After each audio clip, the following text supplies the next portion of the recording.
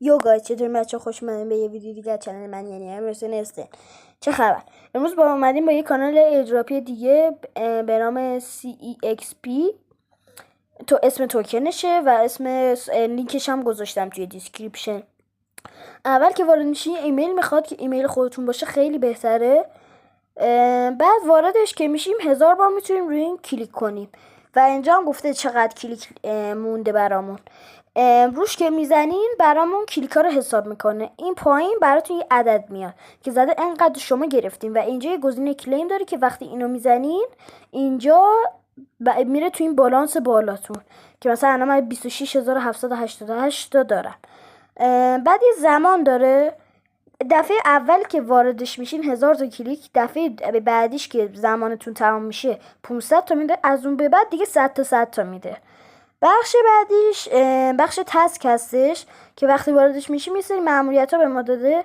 مثلا اینجا گفته ثبت نام بشین داخل اپلیکیشنمون. این کانال ربات تلگرامشه. اینجا گفته ثبت نام بکنین داخل اپلیکیشنمون. 10000 تا بهتون میدیم.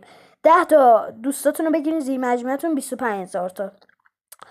خیلی آسان‌تر به اون بخش تپ هستش که باید کلیک کنین.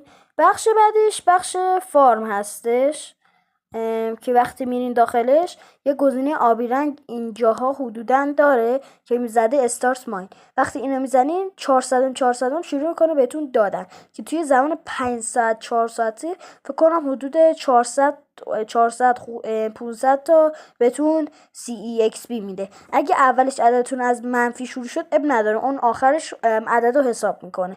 بخش بعدش هم اسکواده که همون زیر مجموعه گیریه.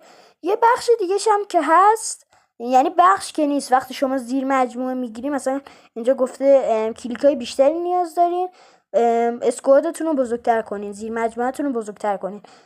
مثلا من برای دوستم میفرستم، دوستم از طریق لینک من میاد وارد برنامه میشه. وقتی وارد برنامه میشه برای من هم توی تلگرام پیام میاد، از رباتش پیام میفرست و 100 تا کلیک اضافه میشه. 10% از درآمد دوستتون هم میگیرین، یعنی اون 100 تا میگیره شما 10 تاشو میتونین بگیرین. بعد دیگه چیز خاص دیگه هم نمیمونه.